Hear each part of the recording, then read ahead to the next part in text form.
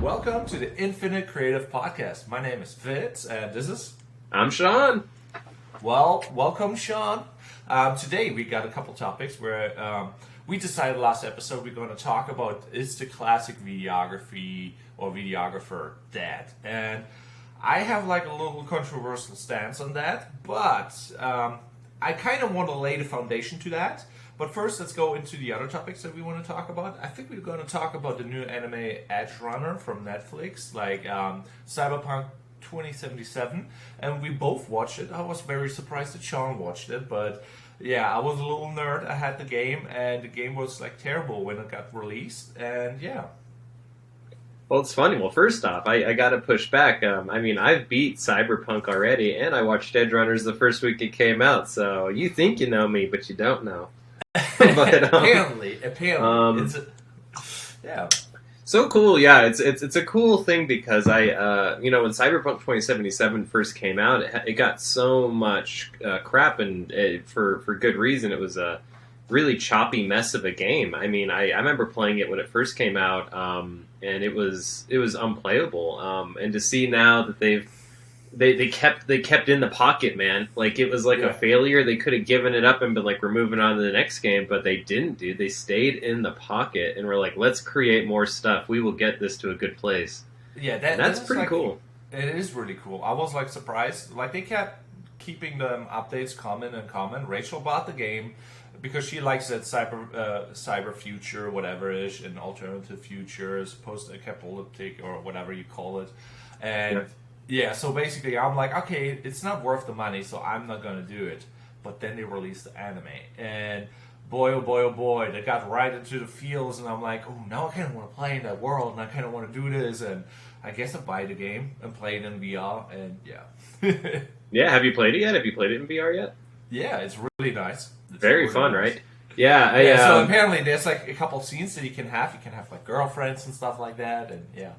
Oh, okay. Well, we went straight to there with the VR. Okay. Well, Wow. that all right. The most interesting. The order of priorities.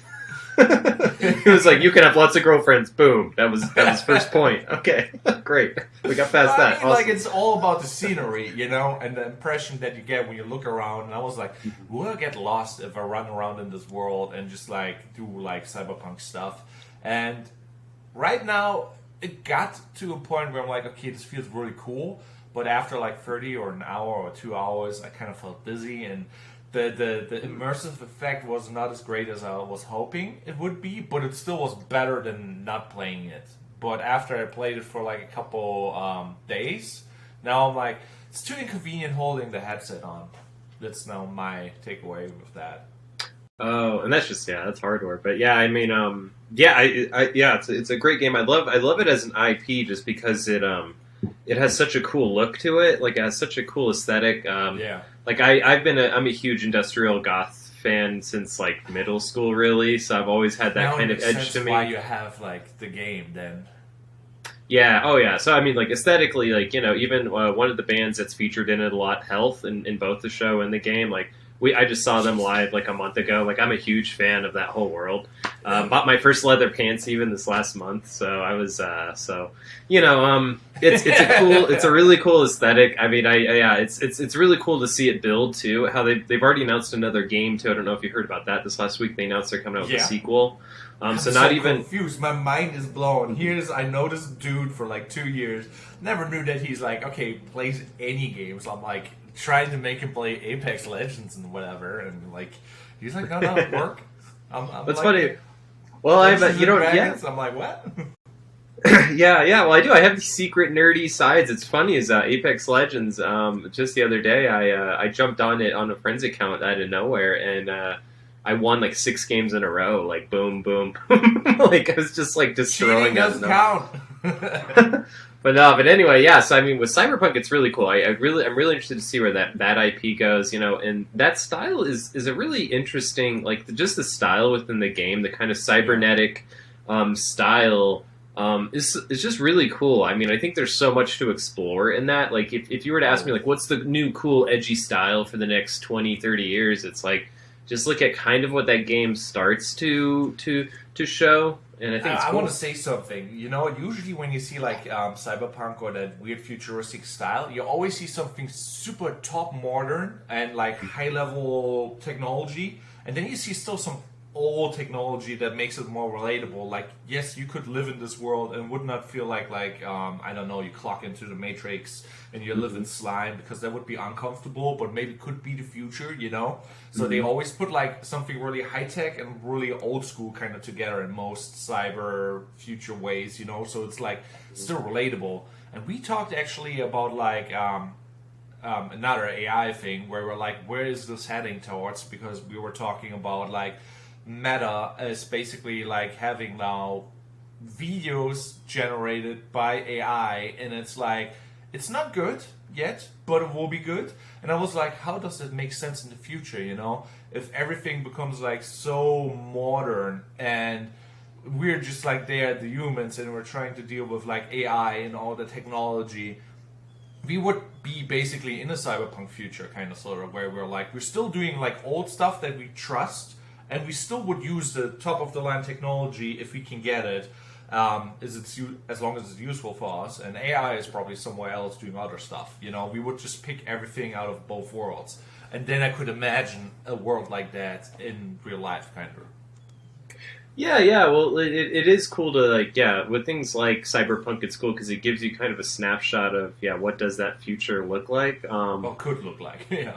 Yeah, and I think, and it does a cool job because it really shows, and this is something very subtle throughout the game and the show, I think, that's really easy to miss, is that art and like visuals are kind of second class in that universe, right? Like, there's no scenes where they're watching TV, there's no scenes where we go to the movie theater, there's no scenes where they go to an art gallery, right? Even in the game, art itself is like, meh. Like, everyone knows that it's AI. Everyone knows that, like, we're way past that now. Yeah, so even throughout the game, you're flooded with visuals throughout the entire game. And so just kind of like how nowadays, if you were to go to Times Square and see all these images, you'd be very numb to it. But if you were, like, back in 1900 and you went to the modern-day Times Square, you'd, like, freak out. You'd be like, what are all these images? And what's a video? And, oh, my God, motion. And they're just so numb to it, even in the game and in the show. They're just like, whatever. Like, who even cares? Like, which I think that may be very true. I think you're already there in that mind. You know, when you go on social media, there's rarely anything that catches your mind and gets your attention. It's like, whatever. Yeah, it's really interesting, right? That kind of golden high that you get of seeing like something really cool, and how that just like, you always try to get back to that golden high, right? And like, so maybe the first time we tried Midjourney or something, we're like, oh, there's that golden high again. But now, give it a year or two, AI generative art will just be like, blah. Yeah, I've seen this before. Yeah, okay, whatever. So it's funny, really right? It's hard to impress people nowadays because, like, technically humans have seen everything. Like, you can go and watch like a cool BMX video and people doing backflips that people couldn't imagine back in the day, you know, or like those Red Bull events, and you're just like, what do they do? And you're just like, holy moly.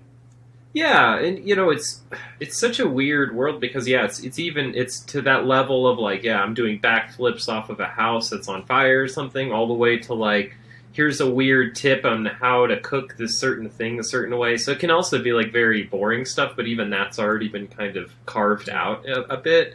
And so so there's no real excitement. So it's interesting. So in Cyberpunk, I get that same vibe. Like, even when they're in their own VR headsets and stuff, they're just kind of like, blah. Like, they're not like excited. Like, here's this new technology. They're just like, yeah, okay, whatever. There's that one scene in the beginning, you know, when you get your cyber eye implant, you know. Here's me. So I basically bought a mod over Patreon so that you can play Cyberpunk 2077 on the PC with a VR headset. Cost me $10, set it up, was really banger, you know. So me setting up the headset, I'm just like, okay, let's dive into this game. I want to have a playthrough, first person, like VR style, you know.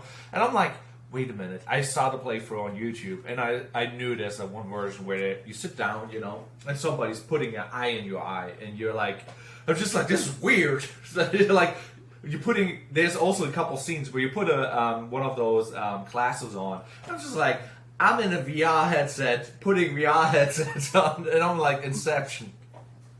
Yeah, no, it's very cool. It's getting weird. Yeah. Well, I mean, that's the thing with VR is I still think horror movies are going to be that first horror movie that you watch on VR is just going to be a banger, man. You're going to have Yeah. nightmares after that, like a good horror movie in VR. But yeah, I mean, so yeah, it's cool to see. It's cool to see the game kind of come back, get new life. I love this aesthetic. I love kind of what that it's just a good example. Like right, like I can't imagine those developers when they first released that game work their butts off, and they just got That's so so much people. hate. It just got so much And hate on top of it it. was deserved hate though, because like they did not finish the game. It's not the developers' fault, but like basically the businessman is like, if you release it now, cash grab. You know, we got the hype, and Well, the developers are like, well, it ain't ready yet. yeah, and to take it from like Cyberpunk all the way to Dragons, I mean, let's talk about another IP that people thought was done and dead. You know, Game of Thrones, last season of Game of Thrones of the first show of Game of Thrones, people are like, this is terrible. This is you've destroyed this. There's no coming back, and now they've released a new show, and it's like amazing, and it's like almost as more amazing than the original show. So it's cool to see that like Comeback. you can have that comeback, right? Like Cyberpunk is making a comeback now, and the game is But more playable now than ever. so here's my problem though with comebacks. Sometimes it's really tough to make a good comeback. Like, let's imagine Jurassic Park. Like the first one was really a banger. Then the other ones they fizzled out because they couldn't achieve the same level. Now I watched the anime Cyberpunk Edgerunners. You probably watched it too. We don't want to spoil anything. How I was like, I want to see a second season. You know, I'm like, this ended too fast, too quickly, and it didn't end how I wanted to end. And now I'm like, how could it go forward? And I'm like, what's going on? And now I'm like, if they follow it up, it can't be as good.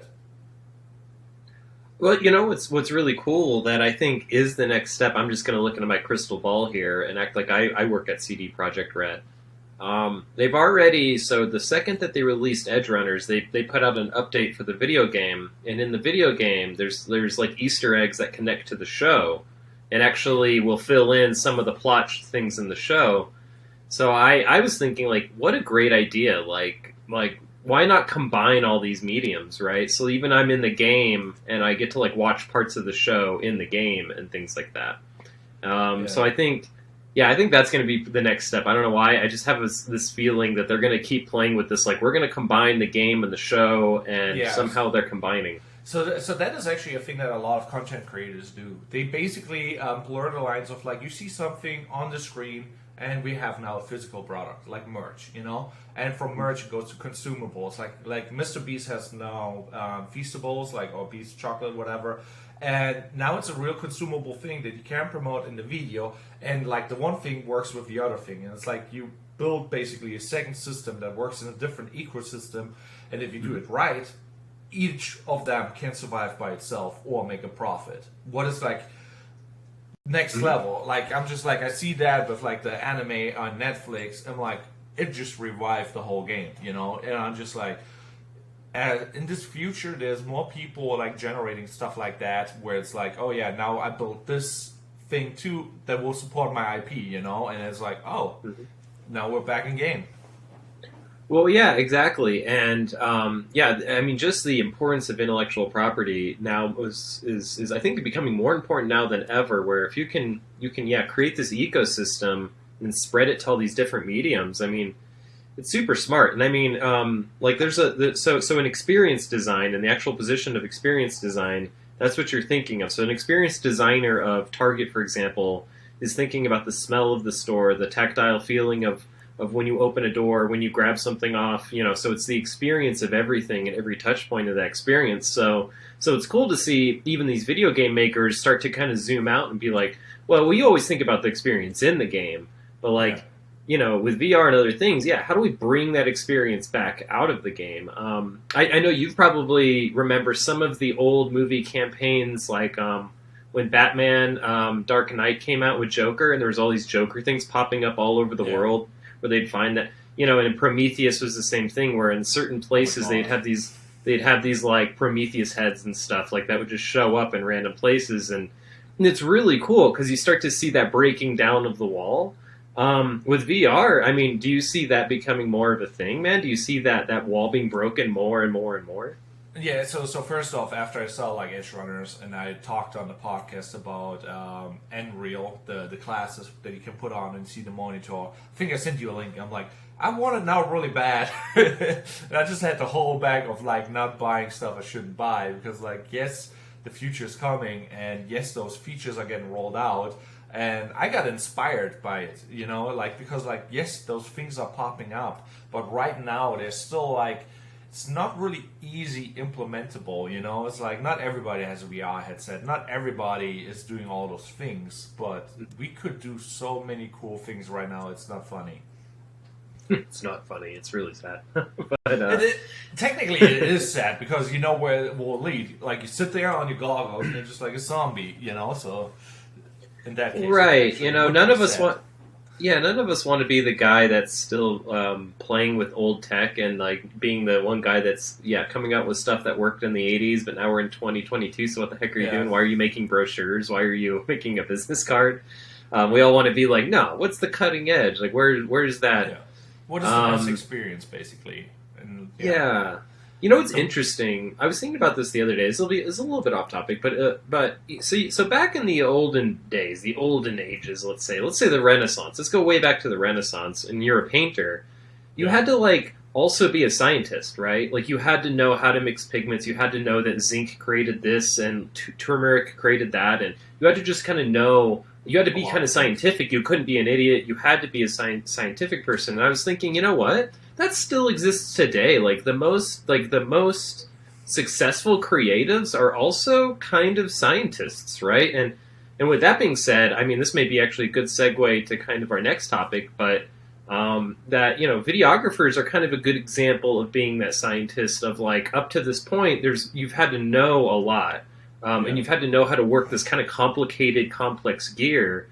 And that's changing, right? You've seen that change where now you don't have to be as Segway. This is the Segway. This is the Segway. Do you feel it? Do you feel it happening right now? We're segueing it's slowly right approaching me like a train. It's gonna hit me. It's gonna hit you. You know what's funny though? Like because like I said in the beginning, like the classic videographer is dead. You know, and it is literally like the train that comes. You know, you see it in the distance. And you just don't want to see it because, like, on the one side, back in the day, everybody wanted to be on TV. You know, they consumed the media. They're just like, okay, if I make it on TV, everybody's going to watch me. And that is kind of changing, you know. Nowadays, everybody's on the phone. And I'm like, there's like so many reasons why the classic videographer is going to disappear and it will turn into something else. Like, nothing ever really dies. Like, I guess we still have our vinyls and stuff like that. I think you're like a big vinyl guy sometimes. Mm-hmm. What? Yeah. Oh yeah, I am. Yeah. So, but in the end, it's basically back in the day. It was like okay, big film studios working all together to generate basically one piece of a movie, and it was like an art form. And I feel like nowadays everything is like changing because we're not really anymore on TV. We are not anymore going to the movies and watching the one polished thing.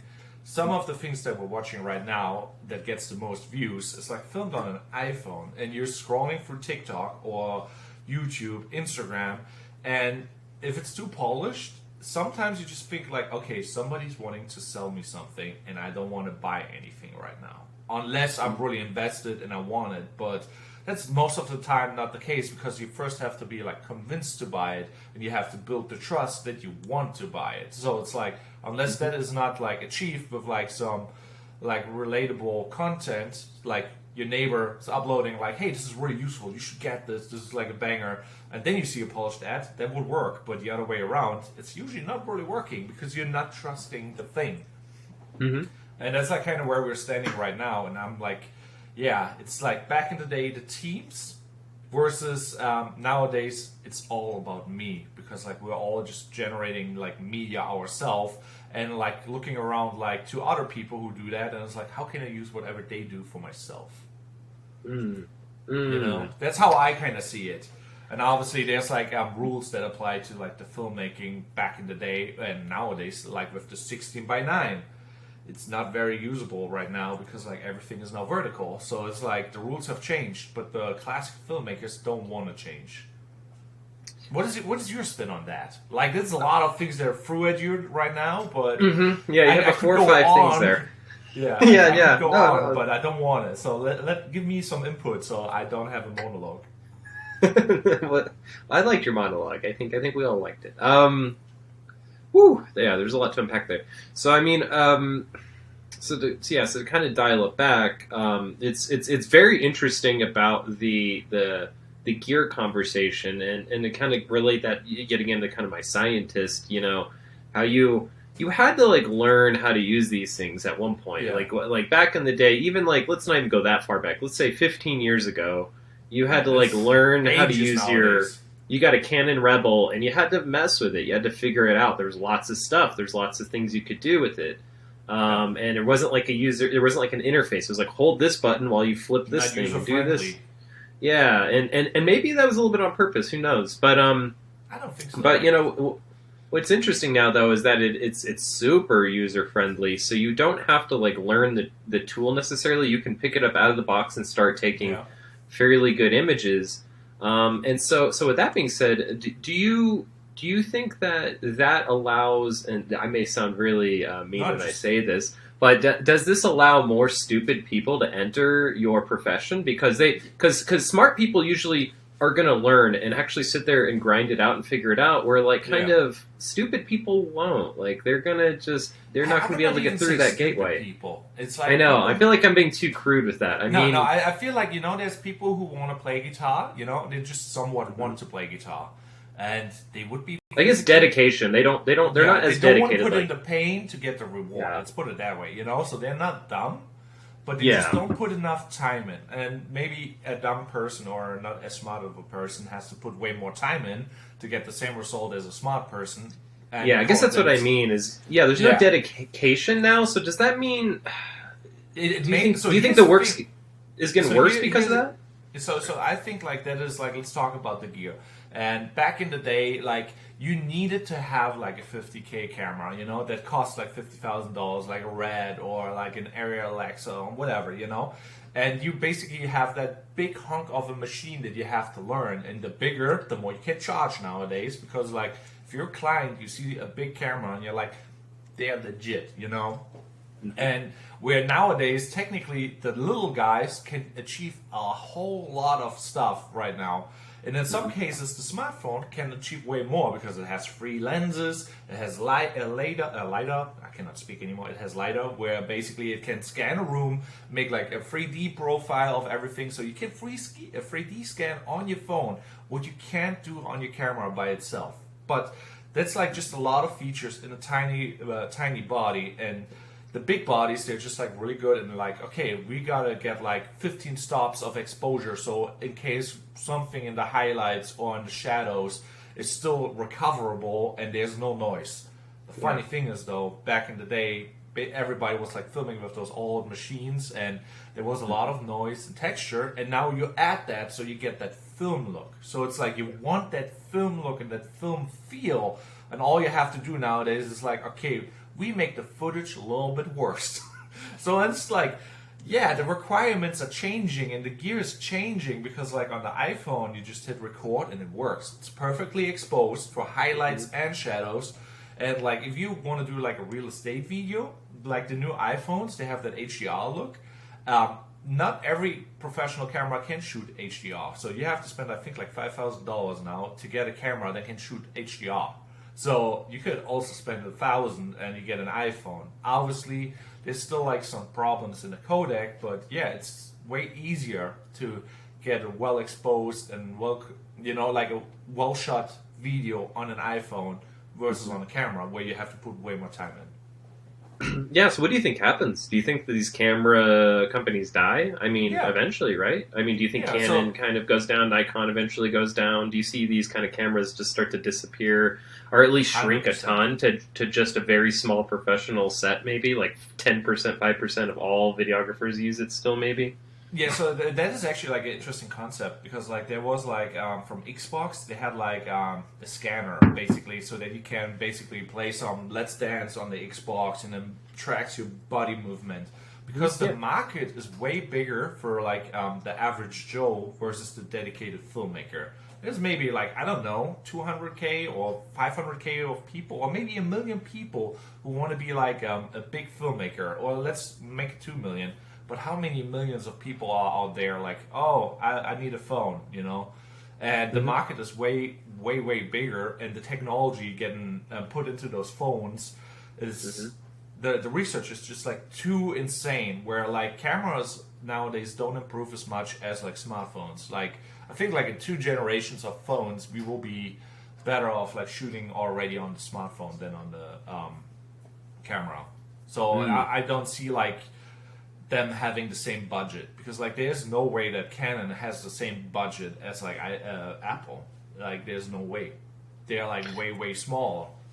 So in our last episode, we kind of talked about acquisitions and how, you know, all these tech companies love to acquire things. I mean, could you maybe see Apple acquire Nikon, or Apple acquire, you know, that's a possibility.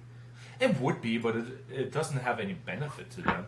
Like, yeah, maybe the lenses, the glass, I don't know, yeah. No, so they are just like so far behind. It doesn't really matter. Like the stabilization, you know, like the modern like a rat doesn't have a stabilization. You shake that thing just a little bit and it's like super wobbly, and like you could stabilize the footage afterwards. But there's like cameras that are cheaper and they have way more technology built into it, because they want to compete in a consumable market, that they have way more features, you know. If you do your job right and you expose correctly and you have the framing right, you can work with that. And it doesn't really make sense for like for Apple to buy Canon to just like, oh yeah, so you guys can shoot video, we can do too, you know, and it's already better than yours in some cases, you know. So it's like.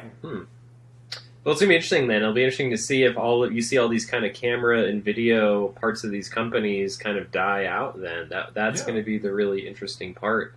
And the margins are so tiny. If you think about it, like you buy a camera and you have to invest in research and stuff like that, and they all have to be big so that you get like a big sensor in it and whatever. And now the smartphones go the other way. Like we have a tiny sensor, but we want to have more and more technology to cover up and basically make it more efficient. And it's already so efficient. If you would scale that up, oh my god! If they would make a sensor as big as Canon sensor for like a full frame, they would be blown out of the water, kind of, you know. So they don't really need to buy Canon to be able to build a big sensor that is way, way, way worse. You know what I mean? Well, and at the very end, you know what I could see happening is if, let's say Canon, has things like a bigger sensor, bigger hardware than they just can fit into a phone.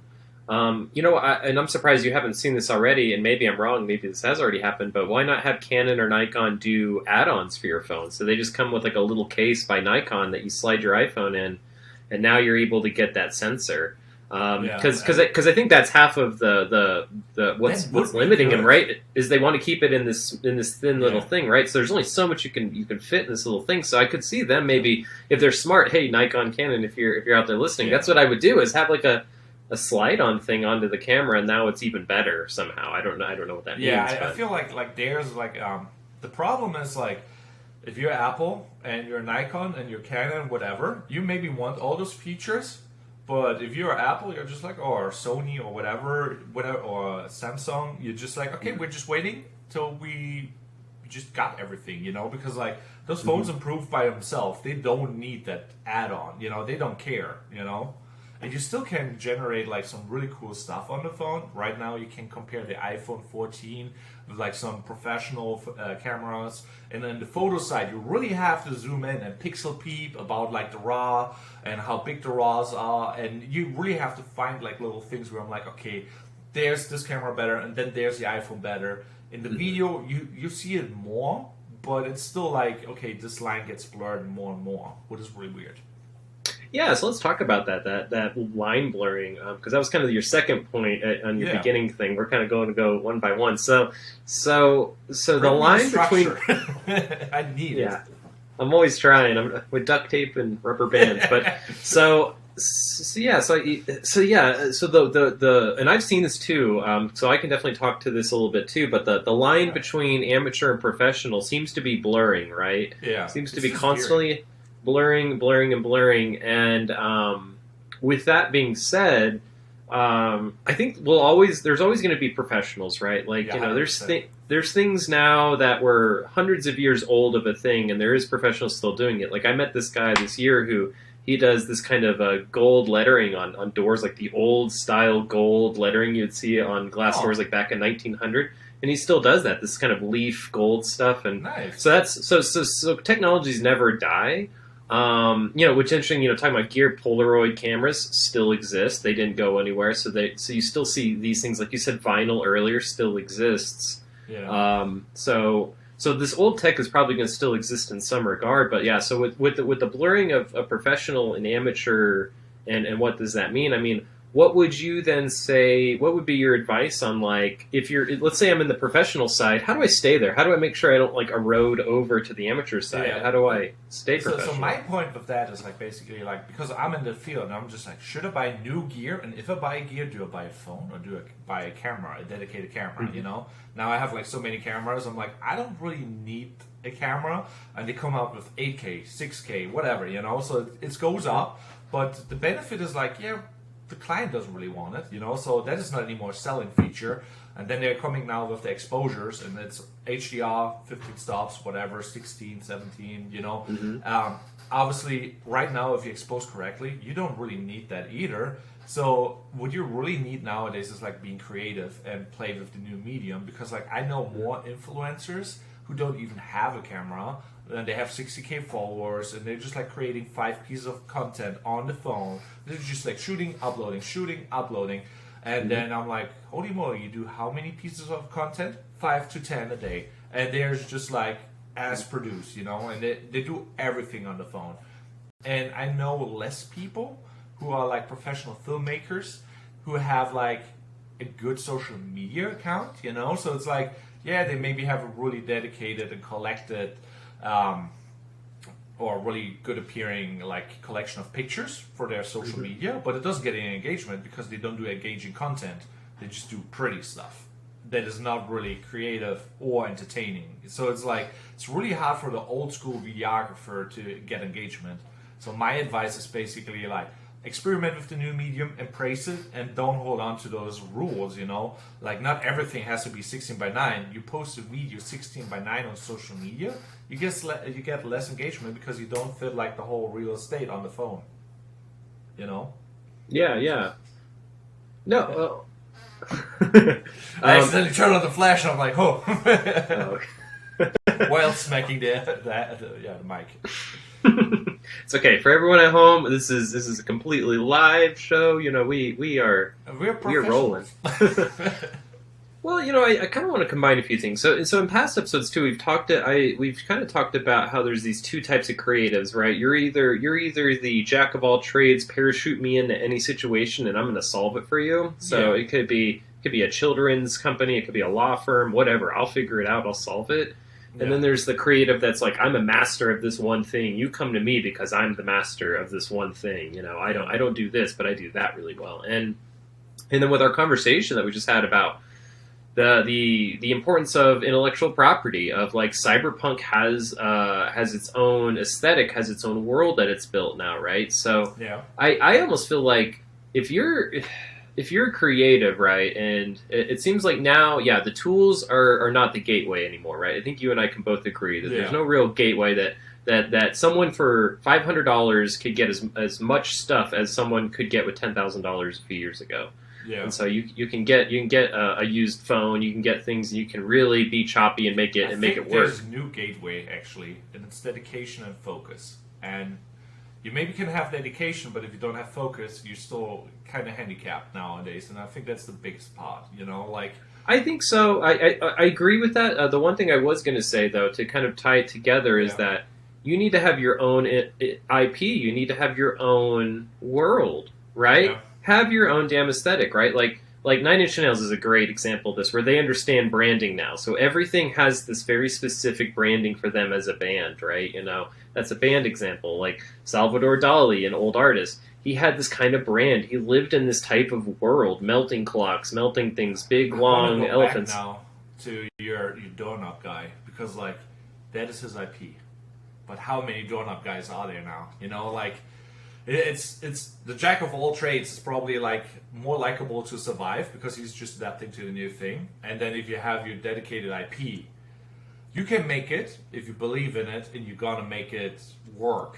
You see what I mean? What's cool about the IP though is that it's like, yeah, it's out in the atmosphere, right? So the technology can get better, and it doesn't matter. Like it doesn't.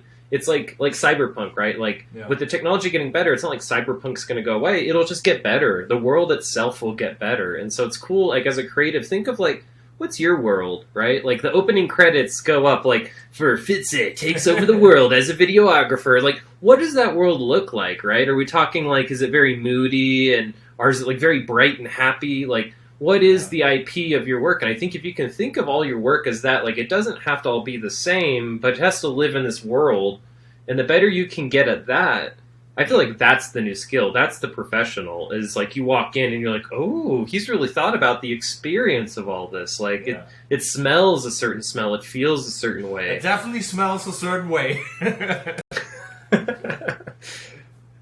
Yeah, exactly. The smell of the desperate creative. That is the smell I have now. Stacks of money. That's what I smell. The more I drink this, the smell changes, you know? Yeah, no, so that kind of made me think about, like you said, like we all, you know, the dedicated artist lives in that world, you know, and he's ignoring everything around it. But everything around it is changing and actually attacking him and like telling him like, hey, you should do this and that. But the more inward he goes, the more focused he becomes, and the more unique and special he becomes. You know, like on the one side, there's a point where you probably need to pay bills, but if you can turn inwards and make that thing work, definitely do it. You know what I mean? Because then you're just creating art. Well, and I think there's a magic, right? I think any creative, when we were younger, we actually felt that magic. I like when I used to be a skateboarder, when I was like back in middle school, high school. One of the things that made me kind of a shift from art to skateboard, but I like it. Exactly, Let's go. Yeah. When I was a little skateboarder, that's kind of when I first fell in love with design, I think, was these graphics of the skateboards and the kind of aesthetic of that world. Like anything from the clothes, you know, I had my Nike SBs to like having like, you know, this kind of cool clothing, and they you know, you go to places even now today like Zoomies and places like that, these stores, and you can see that they've captured this like aesthetic. And what's cool about like back in those days that just like I guess got me going to now is just the vibe, the world that it created. It created this cool world. Like, you know, the first time you played Tony Hawk Pro Skater like video game, they plugged into that. They plugged into, here's this whole world, bro, where we're just listening to punk music. There's cool graphics on boards. We don't care. We're just and what's cool is what's funny is you and I grew up and our generation was totally like dialed into that, the Bam Margera's and your Tony Hawks and the Jackasses and it created this whole vibe, you know, and you've seen that kind of grow out of that into other companies. Like I think Supreme comes to mind, where now Supreme is just a red box with white text in it, but it's this vibe, it's the aesthetic, it's the fact that they started in skateboard stores. That's the only place you could buy Supreme, and so it's interesting. It's the IP, right? It's the create the world, and then people want to come to that world, right? Experiential design, like things like Meow Wolf and things like that. With that world, though, it needs to make you feel something, because, like you mentioned, like feelings a lot. You know, that's literally what it gets down to. Like, does that thing make you feel something? But and also we mentioned it in the beginning. It's so hard to make somebody feel nowadays something. You know, so it has to be special. It has to be real. It has to be like hit that spot. So you cannot do like, okay, I'm talking about one of the topics that you should relate to, and I kind of mentioned it, and you're just like, huh? Yeah, whatever, you know? Yeah, exactly. Excite me, right? It's like we're on a first date, right? And the girl across from you on this date she's just like going through like, oh yes, I graduated top of my class, and you know, and my mom and dad love me, and then I've never gotten any parking tickets, and you're just kind of like falling asleep on the other side of the table. Then there's a girl that kind of sits down and is like, hey, there's this thing going down next door. Here's some crazy cyber glasses. Come with me. And you're just like, what? And she's like, yeah, we're going right now. Like, where are you more excited already, right? And well, so there's I think, a couple other factors. Let's put it that way. The packaging is very important.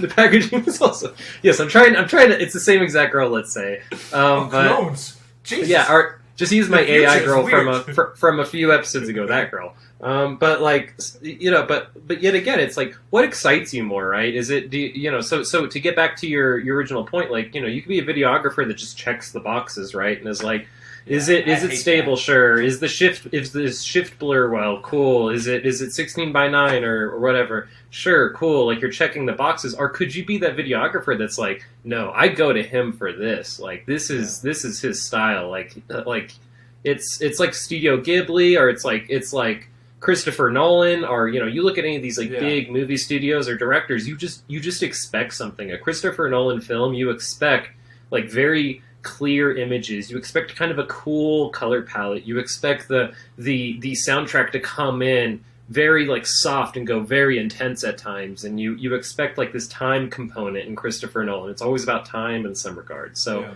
you start to create these kind of expectations. I think people get excited then because they want to come. They have an expectation here, right? Like, so that's almost what we're trying to do with this podcast, right? Is we want people to have this expectation when our content comes out. They're coming to it because they're like, oh, I want that cool creative news. This guy. I want this crazy stuff. I want Sean and Fitzi to get in an argument on camera because I've been thinking about these things. So they come to us for this stuff. So I think, create your IP, create your world. I think that's what we all need to try to do. But here's the thing, what I wanted to get at with like the old videographer versus the new one, because the old videographer was like, okay, I built this team, this big production studio, we make this one film. The new person who deals with video is like, I do me, and I'm making my content, and my content will grow big, and I don't need all those other stuff. It's very self-centered. It's very on like, okay, how can I produce the best content that I can, that captures the most views and garners like basically a lot of attention, and then I grow and I can make a living on social media. That is basically the dream, And it's very self-centered, pointed inwards, and that comes with a problem because like if you do that and somebody else sees it, they just don't care. Like, why would I care about a vlog that you shoot about going into Target, buying like a Snickers, and I'm like, I don't care, So it has to have something always like that captures my attention and is beneficial for me. Like, for example, how to get like the biggest coupon, or get the most cash back or whatever, You come up with a cool beneficial thing so you can share your story and somebody else's, but most people nowadays don't do that. What is your view on that? Well, it's I mean, we live in a time where we've all been forced to think of how popular we are as a form of equity, numbers, Yeah, and we're kind of forced into it, right? I mean, it's not like any of us can ignore it. None of us can afford to ignore the popularity contest that's going on. We're kind of being forced into it. So with that, I think it's interesting because you do see now. Even I've had to think about this. You've had to think about this of how do I get my own popularity up? Like how do I build? Because like there's things I want to make, but does the world care about that? And and it's interesting because like I think yet again to dial it back to skateboarding days, Sean, and things like that. I didn't really care about it if it made me popular or famous or something. Maybe I had this like idea I would be some rock star type of thing back then, but for me it was just about creating and holding up my middle finger to everything else and be like, I'm going to do what I want to do, and I feel like that seems like it's in danger. Don't you feel like that? Do you kind of feel that? Yes and no at the same time, because on the one side we were talking about the popularity contest, the numbers, the views, and growing the following, and how it's important nowadays. I'm like, but was it important back in the day? Because like we always have the excuse, back in the day it was always better. I'm just like, okay, Sean, if you would have that view, you would probably be a bitch and we would have burned you. Yeah, oh, you have those beliefs, huh? This is a very controversial. Freddie doesn't believe that. So, so I'm like, back in the day, I mean, like, we always were in a popularity contest. We always had those things. And I think nowadays it's easier to track, It's easier to put a number and a name on it. And back in the day, you did not know who's actually on your side, You still don't know nowadays, but it's like, at least you have a number to convince people to believe that, hey, that guy followed me, so he believes in me, And back in the Yeah. day, it's like you think your friend is your friend, but well, he's actually just trying to get you position and steps in the back. You know, it's like I got dark. I feel like there's a knife. story there. you know what I mean? Yeah, no, I do know what you mean. Like, there's always like, I guess, been this popularity component, I guess, to things. I think, I guess what I was getting at is more that we're actually letting the popularity warp what we make now. Like, back then, maybe I wanted to be popular, maybe I wanted people to see my stuff, but now I even we've had the conversation of like, I want to do things this way, but maybe we need to manipulate it because we need to make it more what people need and what people want.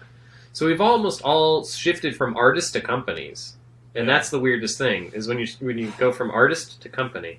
Yeah, I feel like this is life, you know, and it's just like the human experience is difficult, and you know, there's no perfect outcome. On the one side, you want to be the perfect artist who generates that piece of content that is like really unique and special. Then there's a jack of all trades, and then there's the company, and there's all those little things. And we all need a little bit of everything, you know. We all need art. We all need like money. We all need air, food to breathe, and we just have to go all those weird ways. And it's like weird zigzag that makes no sense. We're just like getting confused. And hey, we're humans. That's kind of how I see it, you know. Like, and sometimes I want to be more business because I need more money, and sometimes I want to be, hey, I got money. I want to be more art, you know. And it's just like, yeah. Well, yeah, I guess let me reveal my plan. What's Sean's plan? Well, my plan since then is make your money doing something creative and try to get yourself into that creative world. So, yeah, I don't want to serve food. I don't want to be changing people's tires and stuff to make money. I want to be at least close to what I want to do. Yeah. But then you do that to build up the fun stuff, and then you're just stubborn about the fun stuff. So, like, I paint those geometric paintings. They haven't made me any money. I've lost money on them. But if I stay stubborn and I say, nope, this is my IP. I'm making this world here where these geometric paintings live, and I just keep it going, and I just keep it going stubborn, and I'll just keep going, even if it takes years. Eventually, it'll blow up, I think. Yeah. So here's the thing. Like, I'm seeing that, and I'm like, dude, what I would do right now if I were you, okay, every of your paintings, you basically make an NFT on OpenSea about every art piece that you still physically have. You write the blockchain code on it. And then you can sell a photo of the art piece, or you ask your boy to animate you like a 3D object of your art piece so that you can view it in an art gallery. I'm going to do that for you. And you know, you put them up for sale, and then you have the NFT code on the art piece. Yeah, Maybe that's will actually be never used, you know. But if the blockchain survives and OpenSea will survive, somebody can buy it, and you could even sell it. Hey, you can buy that NFT or the art piece because you believe really in like real art, you know. So I'm like. Mm-hmm. Well, what's interesting that I'm finding about the art, the geometric paintings that I do, is that they could be made digitally really easily. Yeah. Not really easily, but they could be made much more easily than painting. But it's cool. I think it's easier technically. But the statement is like line. Yeah, but it's interesting. It's almost like a cool artisticness though that it's not perfect, and that like I painstakingly still made it in hand. It's like even that's like the artist statement of it. But you're right. Like I've already thought about the NFT thing. I had a couple people about a year ago kind of start to suggest that. I think even including you probably. And so yeah, you're right though. But it's like.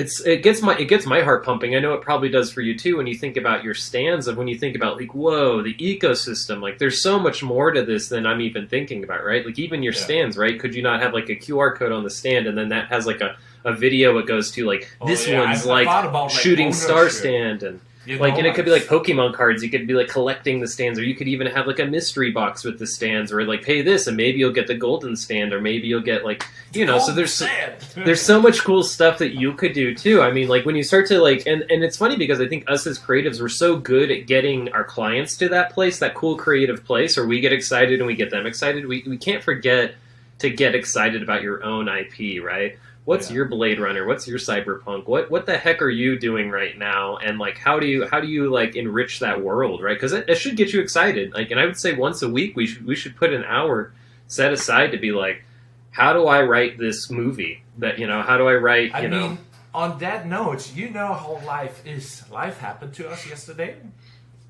didn't it? Yeah. We didn't. We're so for everyone at home. So that 1 hour, could have been yesterday, and we did not get the 1 hour in. Sometimes life happens. So well, what's hard that I'm finding that I'm working on is that I tend to like see open space of time, and I try to fill it with client work, and I gotta stop doing that, man. I don't know if you do this, where you're like, you have a project that's going to take 2 hours, but you have 4 hours, so somehow you make the 2 hour project take the whole 4 hours, rather than be like, you watch like some YouTube in between. That's at least me, and I'm just like, okay, I watch this and learn that and do this, and oh wait a second, I'm actually late on that, and then you just like everything escalates, like. It would be nice. Like Rachel is really good with that. My wife, she's like, she loads the plate up and she does the whole plate, and then she's depressed. I'm just like, I couldn't do that because I'm too human. I'm just like, okay, if I feel a certain way, I make sure that I feel good. What is good for my self deprivation and stuff like that. Mm-hmm. But also really bad for the business because the business wants to get those tasks done. So I'm like, it's a weird balancing act of like what you should do, shouldn't do, and what you need to do, and what you want to do.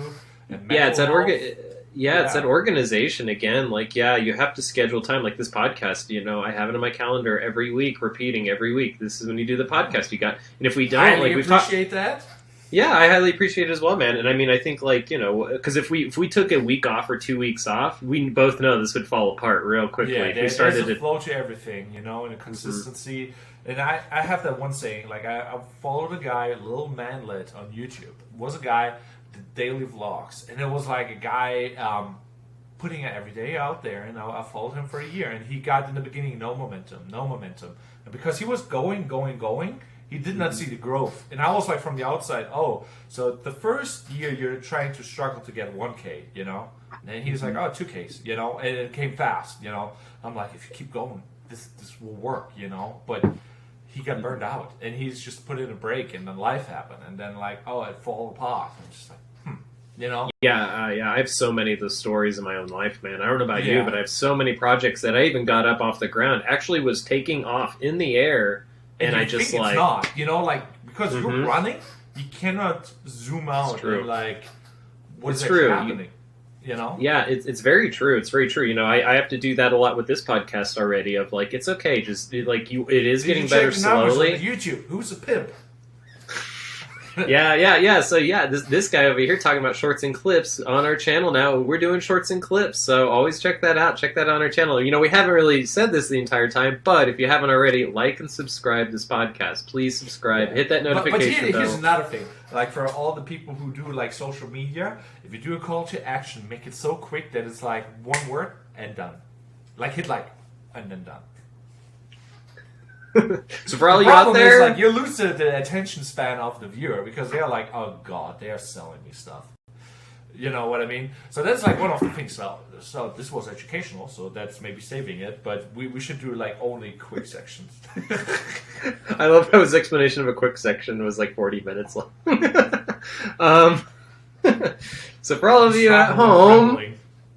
So anyway, sorry, now we're getting off the rails here. So I think, to kind of put everything together, I think maybe that's the difference between a professional and an amateur's. Still keep working and still keep getting better. I think that's also still a part of it. But yeah, create your own universe and be very stubborn about that universe that you're creating and put in the time every week. Schedule the time to go back to that universe, make it better. I think that's the difference. Yeah, there's also another thing that I want to say to it. There's the professional, there's the amateur, and then there's the kid. I like being the kid and just experimenting and learning new things and getting more experiences. That's how I see it. That's the names that I put in it, and I'm just okay, I want to learn as much as I can and figure out a new, more efficient way. And that's it's maybe sometimes it doesn't work, but yeah. Well, and I want to bring that back too. Have the kid energy, have that child energy, because that is so important to just be so jazzed about it. I mean, that's what I'm always trying to get back to. Willing to fail, there's so many ways where we're okay, this failed, and we could have it off. Yeah, and I mean, I can have a whole episode just on failure, but I mean, people are so scared of the word failure. They're so scared. Yikes, burned. As we go through Fitzi's LinkedIn. But no, have you seen my website yet? yeah. But no, but like, the failures don't have to be a bad thing. I mean, so many people are like, failure's this big bad thing. It's like, no, man, like it's such a good thing. Like failure is it's like the best thing you can do. The faster you fail, the more you learn. Exactly, it truly is. Like, and the more you can fail everywhere, the better. I mean, it's interesting because in some parts of my life, I'm okay with failing than other parts. Like web design, I'm better with failing, but then like going on crazy trips around the world, maybe I'm not as comfortable failing. So it's like interesting where you have to build that confidence of failure. And so, but yeah, it's interesting, man. It's a brave new world, right? So it's like, it's these soft skills, right? Isn't that what's interesting? Every single one of these episodes, we end up talking about soft skills every single time. It always goes back to soft skills, like, so empathy or finding a niche or being brave or, it's always these like soft skills. So I think that's ultimately the conclusion we're coming to, right? Is like, if you want to work on something, like make sure to work on those soft skills. Be brave, be focused.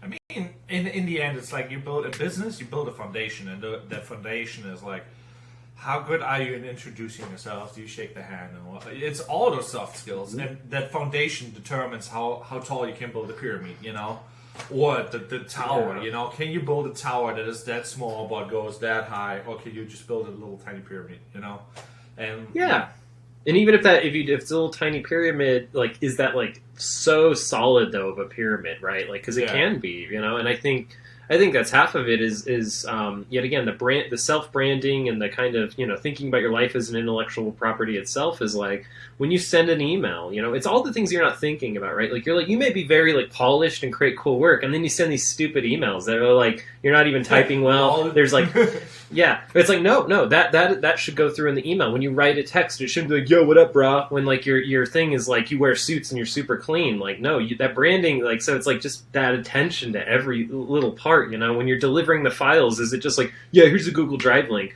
or is it like this like curated, like, hey, maybe I even send you a box with a flash drive and all the things are on it, and it's this whole experiential thing, and then you're telling your friends like, yeah, I had this designer who like, he gave me a logo, and I was expecting an email, but he sent me this whole package, and I opened it, and it had this whole thing, and this whole like that's memories, that's engagement. So paint the picture. I think that's all we can do now, right? Technology can do what we can do, so what can we do that technology can't? Well, paint a big picture.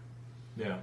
Well, at least learn, Like, it's not like that you're expected. Like, if you just start out, there's so many things, as long as you keep on going and doing, you're better off. Yeah. So, yeah.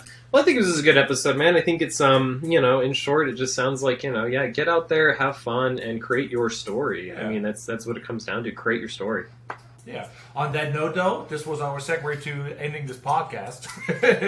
Oh, is this another segue? I can feel it. This I can feel it. Segue. Wait. Here it is. Right? It's here.